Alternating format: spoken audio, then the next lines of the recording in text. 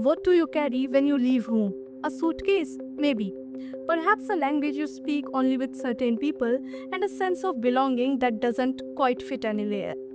For millions of Indians who moved across the world over the last century, some by choice, some by force, some as students and professionals, some as laborers on colonial ships.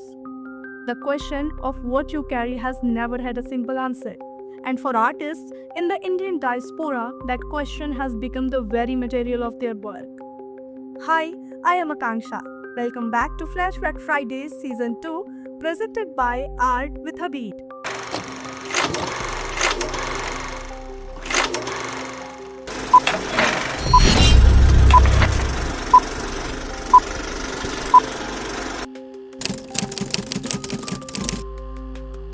Today, we are looking at visual artists from the Indian diaspora and asking what it means to make art when you are always, in some way, between worlds. Let's start with perhaps the most famous Indian artist living outside India. A man whose work you have definitely seen, even if you didn't know it was his. Anish Kapoor was born in Mumbai in 1954, trained in London, and has lived and worked there ever since. His sculptures are monumental, polished steel that reflects the world back at you in distorted, dreamlike ways. Clouds of pigment that seem to breathe, voids so deep they feel like they could swallow you. His most famous work, Cloud Cake, the giant reflective being in Chicago, has been photographed by millions of people who may not know his name. It is now one of the most visited public sculptures in the world. But Kapoor's work is not obviously Indian. There are no direct references to mythology or tradition. What connects him to his roots is more philosophical, a deep interest in absence, void, and the sacred. In Hindu thought, the void is not emptiness, it is potential. It is where everything begins. Kapoor has said that he carries India not as imagery, but as a way of thinking, as a sensibility.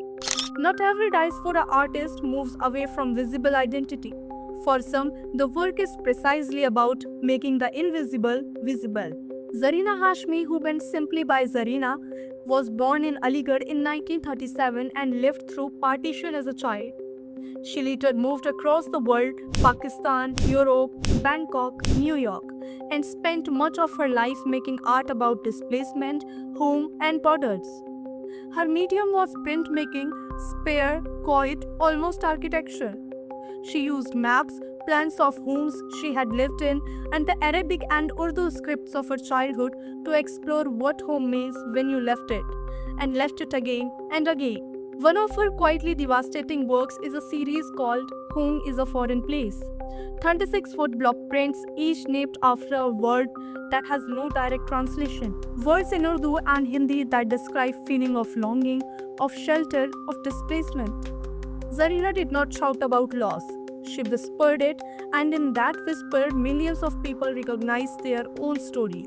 Now, let's go to Britain, where the children and grandchildren of South Asian immigrants built an art practice that was loud, political, and deeply joyful. Sheila Kumari Singh Burman was born in Liverpool to Punjabi parents, and her work is an explosion. Literally, neon lights, Bollywood references, Hindu iconography, feminist politics, and the texture of a British Asian childhood in the 1960s and 70s, all colliding on the same canvas. In 2020, she transformed the facade of Tate Modern in London into a blazing installation of goddesses, fair-round imagery, and flickering lights. A wild, celebratory act of claiming spaces in one of the world's most powerful art institutions. Her work rejects the idea that diaspora art must be melancholic. For Burman, identity is not a boon, it is a costume box. Layered, glittering, contradictory, and entirely your own. But not everyone in the diaspora grew up with a strong connection to India. What happens when the link has thinned? When is India something you have to actively search for? Hiten Patel was born and raised in Bolton, in the north of England, to Gujarati parents. His work, performance, video, and sculpture circles obsessively around the question of identity. Where does you end and your culture begins? In one of his most celebrated video works, he mimics precisely the movements and the speeches of his father, a working class Gujarati man, and then of a Chinese kung fu master, and then of a Spider-Man cartoon. The work asks, where we perform identity. Who are we actually performing it for? Patel's art is funny, unsettling, and deeply human.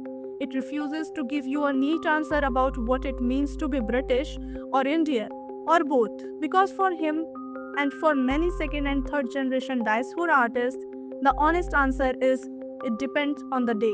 And then there are the artists who blur the very idea of diaspora, who move between the countries so fluidly that the question of where they belong almost stop making sense. Simran Gill was born in Singapore to Indian parents, studied in India, and spent her career living between Australia and Malaysia. Her work is quiet, slow, and deeply attentive. She photographs, collects, and archives the texture of the places she inhabits. In one project, she turned the pages of books into jewelry, necklaces made of rolled paper, worn by people in the landscapes around her. In another, she documented the slowly decaying colonial buildings of a Malaysian town, creating an archive of a world disappearing in the real time. Gill's work is not about being India, it is about paying attention to what a place holds, to what it loses, to what was there before and who is there now. So what connects all these artists, from Anish Kapoor's polished voids to Zarina's quiet maps to Chila Kumari's Burman's blinding neon? What connects them is not shared style or a shared subject. It is a shared condition, the experience of making meaning across borders. Each of them has had to decide, consciously or not, what to carry forward, what to leave behind, and what to make entirely new. Some carry the philosophy of home, some carry its grief, some carry its visual languages, some carry its contradictions and turn them into comedy, or fury, or light. The Indian diaspora is not one thing. It includes the Punjabi factory worker in Birmingham, the Tamil engineer in Silicon Valley, the Gujarati shopkeeper in Nairobi, the Bengali intellectual in Paris. Each of these lives produces a different art, a different archive, a different answer to the question of belonging. And that multiplicity, that refusal to be a single story, is perhaps the most in-depth thing about all of it. Because India itself has never been a single story. It has always been many things at once, in arguments with itself. And diaspora artists living between worlds carry that argument with them and turn it into something you can feel, see, and stand in front of. As border tighten and the politics of belonging grow more hostile across the world, the work of diaspora artists feel more urgent than ever. They are not asking for permission to belong. They are redefining what belonging means. Zarina mapped the home she lost. Burman lit up the city that once made her invisible. Hitesh Patel made us laugh at the absurdity of trying to be authentic. And Anish Kapoor built a mirror the size of a building, so an entire city could look at itself together and see something strange and more beautiful.